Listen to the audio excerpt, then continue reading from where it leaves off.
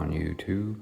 Centex Collector here with my 120-day or 4-month ride review of the 2021 Chase Edge Pro Cruiser.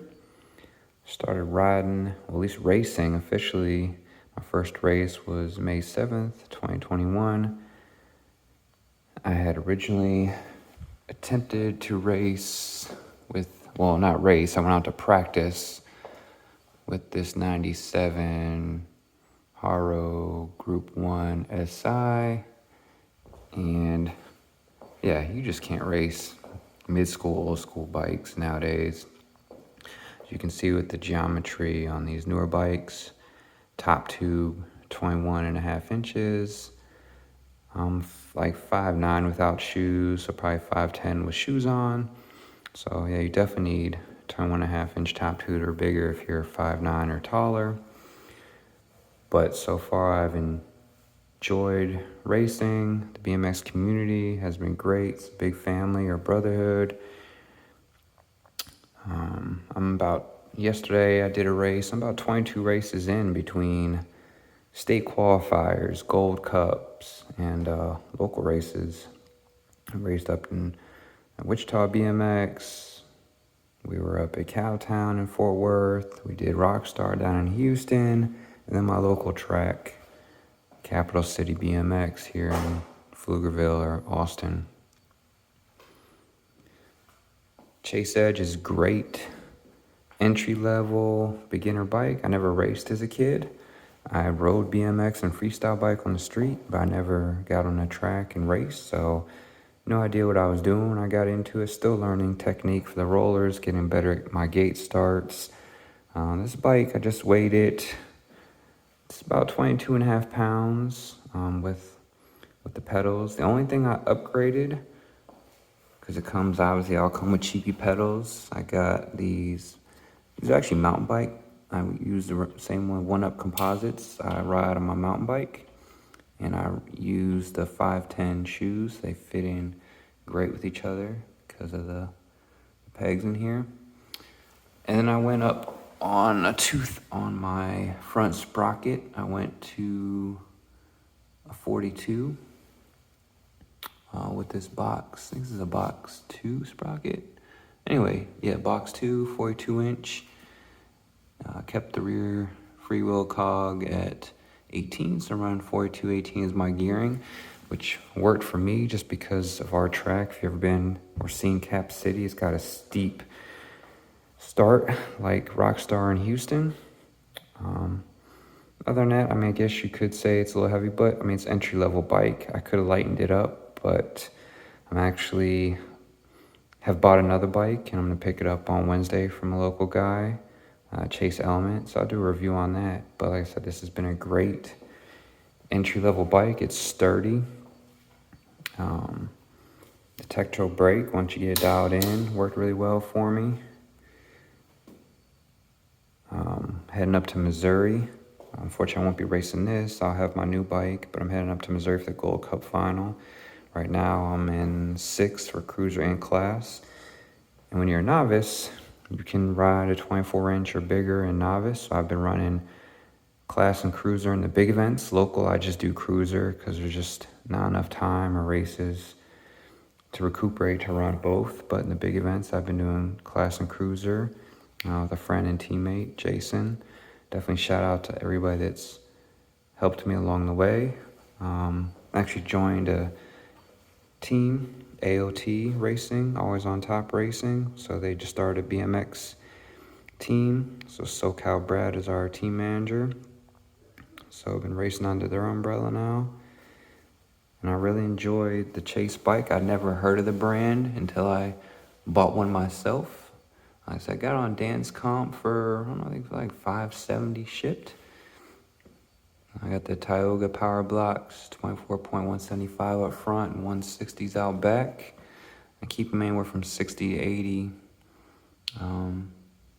PSI. Got my little box, front plate and side plates, because we do have a co-sponsorship with Box Components, with AOT and Answer and S Squared. And I may do an S Squared OS bike when I go intermediate, because once you go intermediate, then you have to have a OS or smaller, so 22-inch or smaller.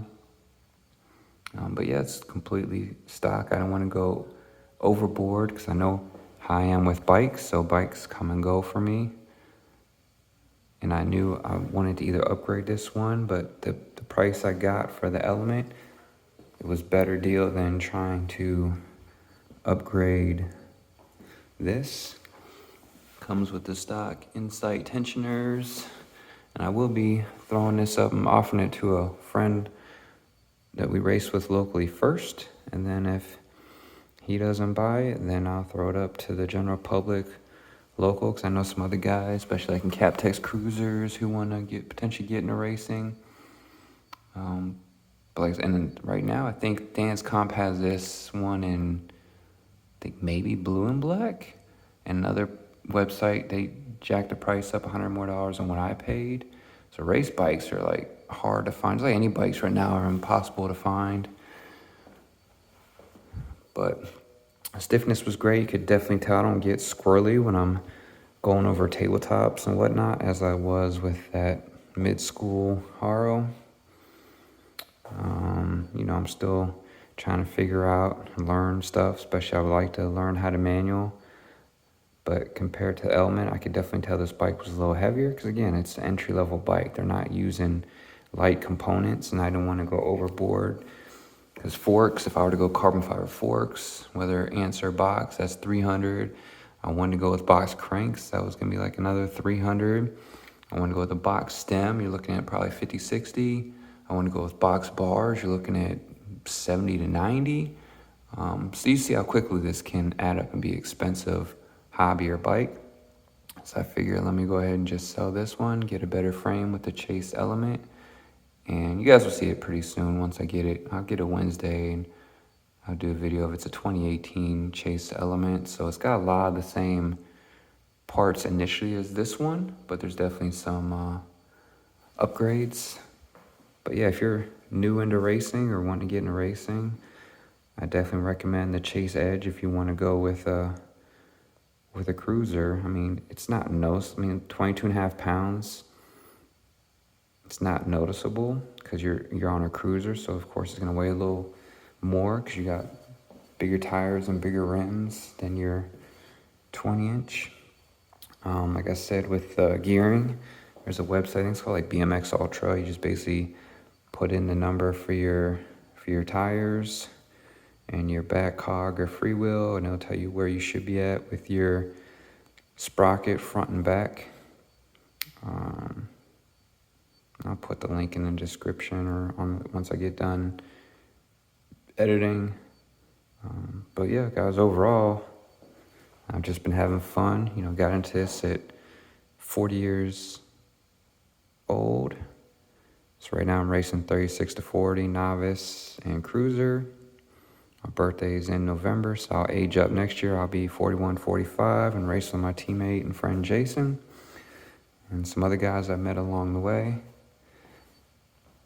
And yeah, just like I said, this has been 4 months. I'm 22 races in, just having a good time. This has been a great learning bike, and I wanted to lighten it up. And I was going to do some upgrades since we have co-sponsorships with Box and Answer, but I decided to go with another bike. It's still Chase. I mean, Connor Fields is running Chase, and